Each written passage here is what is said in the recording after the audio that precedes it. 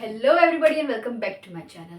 तो आज जो है हम पढ़ने वाले हैं न्यू एंड ओल्ड टर्मिनोलॉजीज के बारे में। तो जैसा कि हम पढ़ रहे थे हिस्ट्री का chapter 1 of class 7 tracing changes through 1000 years, तो उसी का टॉपिक है न्यू एंड ओल्ड टर्मिनोलॉजीज। आज हम उसे रिफर करने वाले हैं। तो उसे रिफर करने से पहले कि अगर आपने फर्स्ट वीडियो देखी हो तो उसमें मैंने डिस्कस कर लिया था, इंट्रोडक्शन थोड़ा सा दे दिया था चैप्टर का, कि हमने मैप्स का डिस्कस किया था। 2 मैप्स थे, 2 अलग अलग लोगों के द्वारा बनाए गए थे, अलग अलग टाइम पे बनाए गए थे। तो वो मतलब डिस्क्राइब तो वो इंडियन सब कॉन्टिनेंट को ही कर रहे थे, बट क्योंकि अलग अलग टाइम पे बनाए गए थे, अलग अलग लोगों के द्वारा बनाए गए थे, कुछ 600 साल का डिफरेंस था दोनों के बीच में, तो उसी हिसाब से ना उनकी मीनिंग भी चेंज हो गई। डिपिक्ट तो उन्होंने इंडियन सब कॉन्टिनेंट को ही किया, लेकिन काफ़ी डिफरेंसेस देखने मिले। तो ये हमने पढ़ा था। तो आज के लेक्चर में हम न्यू एंड ओल्ड टर्मिनोलॉजीज के बारे में पढ़ेंगे।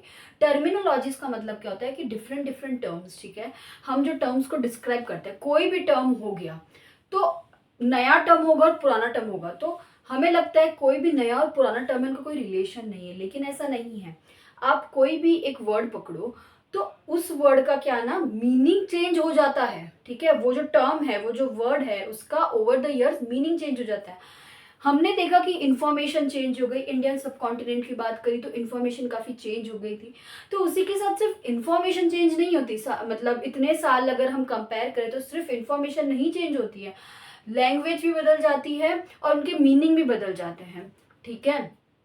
बहुत सारे हिस्टोरिकल रिकॉर्ड्स हैं, टेक्स्ट्स हैं, तो उसमें क्या देखा गया था कि बहुत सारे लैंग्वेजेस में लिखी गई जो रिकॉर्ड्स हैं, वो मतलब सेम लैंग्वेज ही पकड़ लो, वो भी कुछ इतने साल पहले लिखी गई होगी और फिर कुछ इतने साल पहले लिखी गई होगी, तो वो एक ही लैंग्वेज के मीनिंग भी बदल गए, उनके डेफिनेशन भी बदल गए, उनकी राइटिंग जो कह सकते हैं स्टाइल भी बदल गई, ठीक है। तो बहुत सारी चीज़ें चेंज होती है। वैसे अगर आप एग्जाम्पल लो तो मिडिवल पर्शियन जो है वो एक लैंग्वेज, उसको कंपेयर कीजिए मॉडर्न पर्शियन लैंग्वेज से, तो दोनों के सिर्फ ग्रामर और वोकेबलरी नहीं बदले हैं, दोनों के बीच में ये डिफरेंस भी देखने मिलता है कि उनके मीनिंग्स भी काफ़ी बदल गए, वर्ड्स बदल गए तो उनके मीनिंग भी अपने आप ही चेंज हो जाते हैं। तो आज हम है ना इसी वीडियो लेक्चर में ये पढ़ेंगे कि सपोज हम एक वर्ड जो है टेक्स्ट बुक में दिया गया हिंदुस्तान, आज जो है हम हिंदुस्तान से क्या देखते हैं, हम हिंदुस्तान से हम पूरे इंडिया, पैन इंडिया का मैप जो है हमारे दिमाग में आता है। हिंदुस्तान हिंदुस्तानी, ठीक है, इंडियंस वी आर हिंदुस्तानी, तो हमारे लिए मतलब इंडिया है, वैसे ही हिंदुस्तान है, खाली जो है हिंदी इंग्लिश हो गया, दोनों में फर्क। तो हिंदुस्तान से आज हमें क्या पता चलता है कि हमारा पूरा जो इंडिया है, पैन इंडिया मतलब ऑल ओवर इंडिया की हम जो बात कर रहे हैं ना, जिसमें सारे स्टेट्स आ गए, तो हम उस हिंदुस्तान से हमारा मतलब वो होता है। पर 13th सेंचुरी में क्या था ना, 13th सेंचुरी में एक क्रॉनिकलर थे।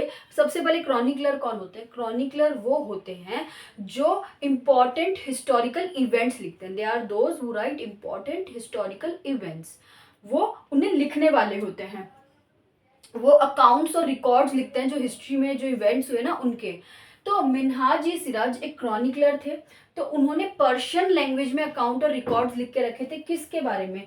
तो उन्होंने दिल्ली सुल्तान के अंडर में काम करते थे, ठीक है। दिल्ली सल्तनत जो हम पूरा आगे पढ़ेंगे उधर जो है हमें फिर से पता चलेगा और दिल्ली सल्तनत के बारे में। यहाँ पे सिर्फ आप ये देख लीजिए कि उन्होंने हिंदुस्तान को कैसे डिस्क्राइब किया था। तो उनके अकॉर्डिंग हिंदुस्तान कौन से एरिया को उनके अकॉर्डिंग हिंदुस्तान क्या हो गया था? उनके अकॉर्डिंग हिंदुस्तान वो एरियाज हो गए थे, कौन से एरियाज हो गए थे? Punjab, Haryana and lands between the Yamuna and Ganga. तो मिन्हाजी सिराज के अकॉर्डिंग आज हमारे लिए हिंदुस्तान पूरा इंडिया होता है। जो हम इंडिया को देखते हैं ना, जितने स्टेट्स हैं, हम पूरा इंडिया, हिंदुस्तान बोल लो, इंडिया बोल लो, आज हमारे लिए वो कंसिडर किया जाता है। लेकिन उन्होंने हिंदुस्तान को कैसे डिस्क्राइब किया कि जो एरियाज हो गए, कौन से एरियाज हो गए? एरियाज जो कि पंजाब ले लो आप, इसलिए मैंने ड्रॉ किया पंजाब, फिर हरियाणा, और बहुत सारी लैंड्स जो कि lands between Yamuna and Ganga, तो उनके लिए हिंदुस्तान वो था। और वो जो है इसको पॉलिटिकल सेंस में बता रहे थे, ठीक है। पॉलिटिकल सेंस में किस लिए? कि उन्होंने उन एरियाज को हिंदुस्तान बताया जो कि डोमिनियन लैंड्स थी, मतलब जो कि डोमिनेटिंग एरियाज थे किसके? दिल्ली सुल्तान के। जो सबसे ज़्यादा कह सकते कंट्रोल वाले जो एरिया है ना, जहाँ पे दिल्ली सुल्तान का कंट्रोल है, उन एरियाज को ही उन्होंने देखा और वही जो कंट्रोल, वो दिल्ली सुल्तान के जो अंडर में कंट्रोल वाले एरियाज थे ना, उन्होंने उन एरियाज को ध्यान में रखते हुए बोला कि ये हिंदुस्तान है। तो ये तो उन्होंने एक पॉलिटिकल सेंस में डेफिनेशन को समझा, ठीक है, हिंदुस्तान को उन्होंने एक पॉलिटिकल सेंस में व्यू किया। तो उन्होंने कहा, तो अगर आप उस टाइम पे होते तो आपको भी यही लगता कि हिंदुस्तान मतलब कि ये एरियाज मतलब इतना ही है ना, हिंदुस्तान मतलब इतना ही। तो आगे हम और भी देखेंगे लोग जिन्होंने हिंदुस्तान को कैसे समझा, उनके लिए हिंदुस्तान की क्या डेफिनेशन थी। तो आई होप आपको क्लियर हो गया होगा। तो इसमें यही है कि मिन्हाज सिराज जो कि एक क्रॉनिकलर हैं, पर्शियन लैंग्वेज में उन्होंने अकाउंट लिखा था, तो उसमें उन्होंने हिंदुस्तान को कैसे डिस्क्राइब किया, उन्होंने हिंदुस्तान को ऐसे डिस्क्राइब किया कि हिंदुस्तान उनके लिए वो एरियाज हो गए जो दिल्ली सुल्तान के कंट्रोल के अंदर में थे, ठीक है। आगे हम जब दिल्ली सल्तनत के बारे में पढ़ेंगे तब हमको पता चलेगा। तो दिल्ली सुल्तान के अंडर में जो कंट्रोल में जो एरियाज थे, उनके डोमिनियन एरियाज मतलब जहां उनका बहुत अच्छा कंट्रोल था, उन एरियाज को उन्होंने बोला कि भाई ये जो है हिंदुस्तान है, और पर्शियन लैंग्वेज में लिखा था, ठीक है। और सिर्फ दिल्ली और सिर्फ ये पंजाब और हरियाणा नहीं, lands between the Yamuna and Ganga as well.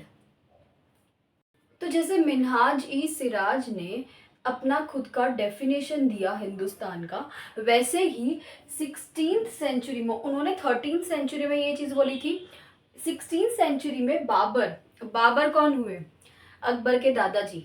Akbar के पापा कौन हुए? हुमायूं। और उन्हीं के पापा हुए बाबर, ठीक है। तो Babur use Hindustan to describe, Babur के लिए हिंदुस्तान की क्या डेफिनेशन थी? He used it as to describe the geography, the fauna and flora। तो फ्लोरा फ्लावर के लिए हो गया, रिफर हो गया, और फौना एनिमल्स के लिए हो गया। तो उन्होंने इन शॉर्ट उन्होंने क्या किया, उन्होंने हिंदुस्तान वर्ड को क्यों यूज किया? To describe the geography and the fauna and the culture of the inhabitants of the subcontinent. तो बाबर के लिए डेफिनेशन अलग बदल गई, बाबर थोड़े कल्चरल वे में चले गए। जैसे हमने देखा मिन्हाज सिराज ने पॉलिटिकल सेंस में, मतलब वो लैंड को ध्यान में रखते हुए कि भाई ये सारी जो लैंड्स है जो दिल्ली सुल्तान के अंडर में आ रही है, उन्होंने उनकी जो सारी डोमिनियन लैंड्स हैं वो जो है हिंदुस्तान कहलाती है। तो वैसे ही बाबर ने क्या बोला कि उनके लिए जो कल्चर हो गया इंडियन सब कॉन्टिनेंट का, जो वो एरियाज देख रहे थे, तो वहाँ का जो कल्चर हो गया, वहाँ के लोग हो गए, वहाँ के जो कह सकते हैं फौना हो गया, उन सब चीज़ों को उन्होंने ध्यान में रख के बोला कि भाई ये हिंदुस्तान है। एक पॉइंट मैंने जो मिस कर दिया था वो ये था कि मिन्हाज सिराज ने ना जो है साउथ इंडिया को मेंशन नहीं किया। वो क्यों? क्योंकि दिल्ली सुल्तान में जो दिल्ली सल्तनत, अब देखिए सुल्तान सल्तनत ये सब में कंफ्यूजन नहीं होना चाहिए आपको। सल्तनत बेसिकली, सल्तनत जो है वो एरिया हो गया जो दिल्ली सुल्तान के अंडर में। दिल्ली सुल्तान कौन हो गया?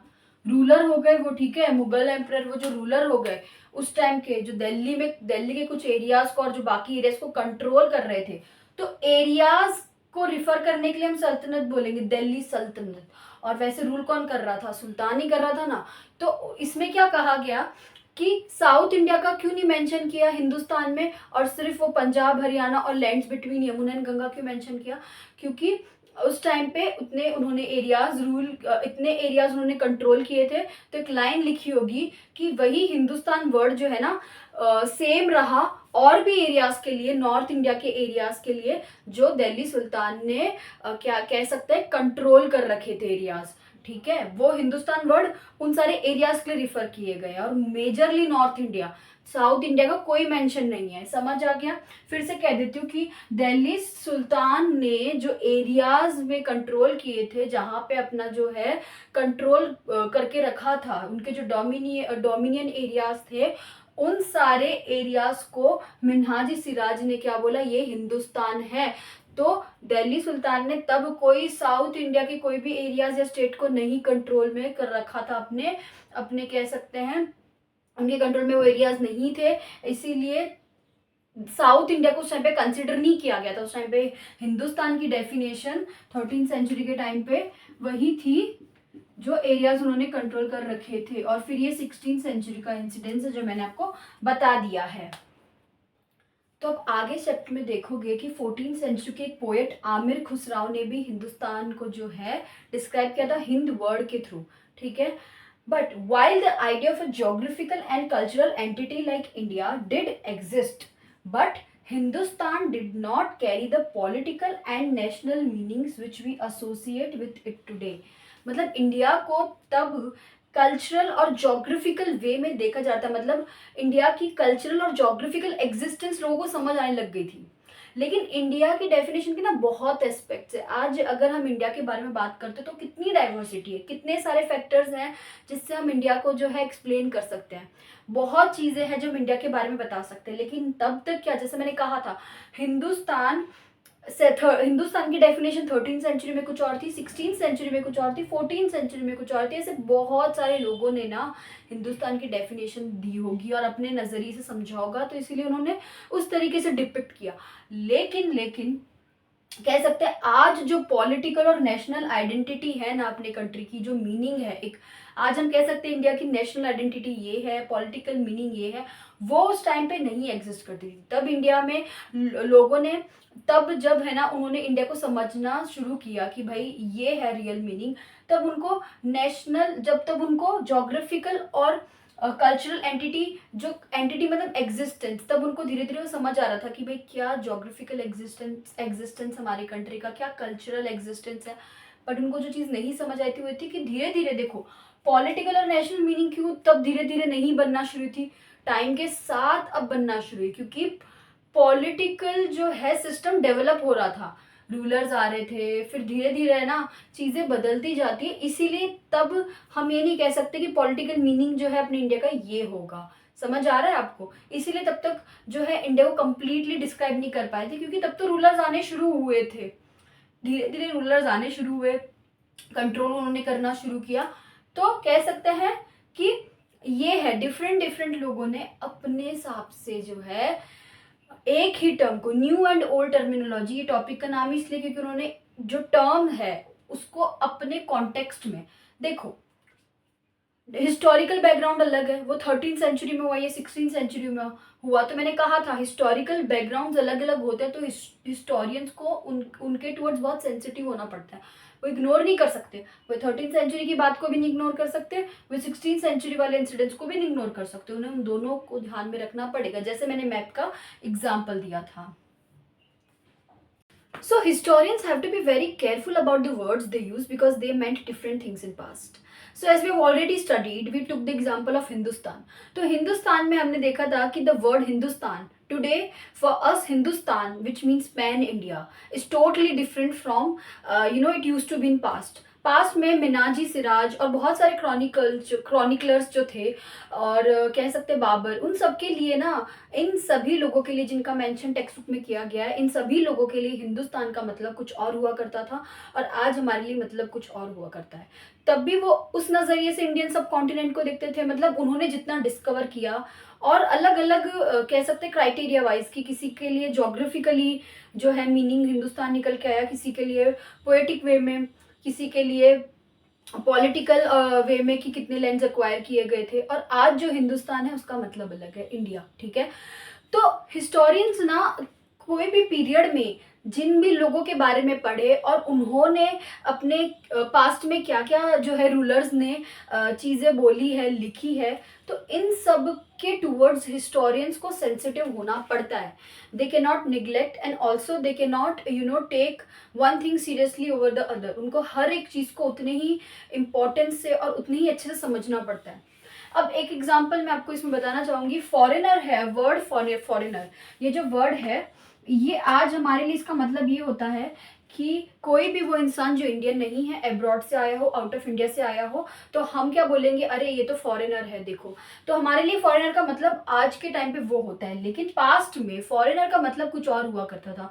फॉरेनर का मतलब कोई भी एक ऐसा इंसान जो कोई गाँव में रहता हो, जिसका कल्चर अलग हो और जो एक अलग सोसाइटी से बिलोंग करता हो, मतलब वो हमारे बीच में रहने वाला नहीं है, ठीक है। हम इंडिया की ही बात करें, लेकिन एक जैसे सिटी ड्वेलर हो गया, एक सिटी में रहने वाला इंसान जो है, उसके लिए कोई भी इंसान जो फॉरेस्ट ड्वेलर हो, जो फॉरेस्ट में रहने वाला हो, अगर वो सिटी में आएगा तो वो सिटी वाले इंसान के लिए, फॉरेस्ट वाला इंसान भी जो है फॉरेनर कहला सकता है, मतलब अनजान, थोड़ा स्ट्रेंजर, जिसको उर्दू में अजनबी कहते हैं और वैसे हिंदी में उसको परदेसी किया जाता था।